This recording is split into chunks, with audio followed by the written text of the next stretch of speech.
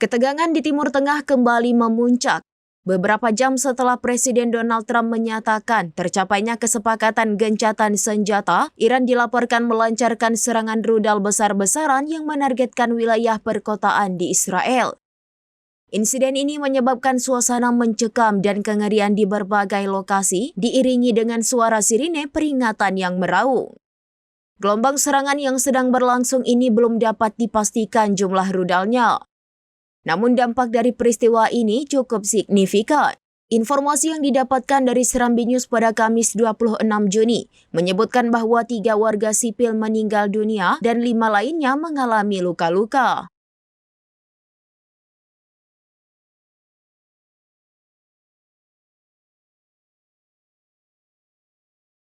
Download Tribun X sekarang, menghadirkan lokal menjadi Indonesia.